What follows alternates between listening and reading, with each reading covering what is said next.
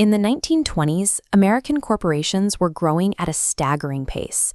But inside the boardroom, executives were flying blind. Without a system to coordinate massive new operations, business decisions were driven almost entirely by precedent and gut instinct. If a company wanted outside help, they hired efficiency experts. But these men focused solely on the factory floor, optimizing the mechanical speed of assembly line workers, completely ignoring the strategy of the executives above them. The accountants weren't much help either. Corporate bookkeeping was simply a historical graveyard, a room full of clerks passively recording what had already happened, offering zero guidance on what a company should do next. That changed with James Mack McKinsey. A World War I veteran and University of Chicago professor, he realized those ledgers could be repurposed. He developed a concept called budgetary control. Instead of just tracking past expenses, executives were forced to project their sales forecasts and then align their production and expense targets to match.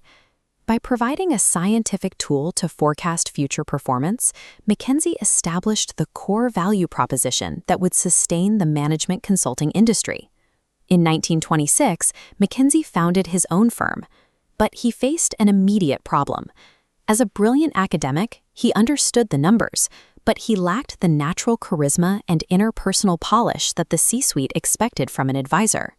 To bypass his own limitations, he needed a way to systemize his analytical genius so that anyone in his firm could apply it. In 1931, he drafted a solution. He called it the General Survey Outline. It was a rigorous 30-page checklist designed to diagnose an entire enterprise, from its high-level market strategy down to its administrative procedures, all in a single comprehensive view. The framework enabled his consultants to offer value to thriving companies, identifying structural improvements that weren't visible to internal teams.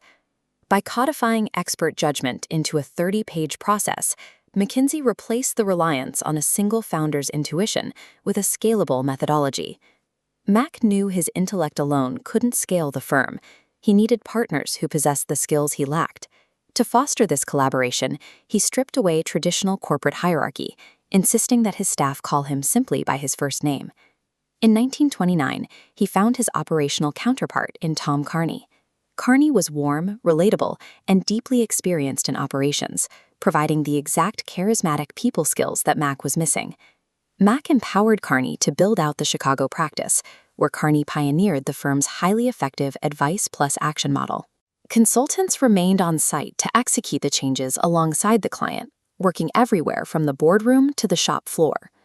With Kearney driving implementation, the firm ensured that their scientific diagnoses actually resulted in real-world cures. The final piece of the founding triad arrived in 1933. Marvin Bower was an ambitious lawyer, and Mack gave him total autonomy to build the firm's New York office from the ground up. Bower modeled the practice after elite corporate law firms, determined to elevate management consulting from a commercial trade into a respected high-level profession. He established strict ethical pillars, absolute client confidentiality, prioritizing the client's welfare above the firm's own profits, and a commitment to telling CEOs the hard truth, even if it meant losing the contract.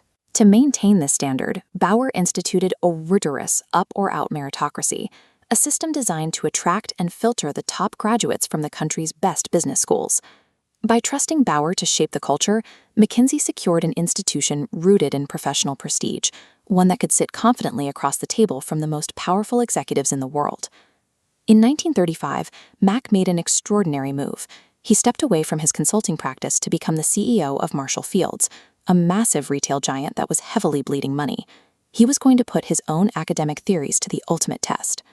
Applying his systemic approach, he clarified overlapping roles, restructured decision rights, and brought the retailer back to profitability. In 1937, at age 48, and while still serving as CEO of Marshall Field's, James McKinsey caught pneumonia and died. His sudden absence could have easily destroyed the young company. But it held firm, largely because Mack had already codified his methods into the General Survey Outline and empowered capable leaders like Kearney and Bower to operate autonomously. As the consulting industry approaches its first century, James McKinsey's primary legacy is the realization that lasting leadership requires building a system and empowering the right people to outlast you.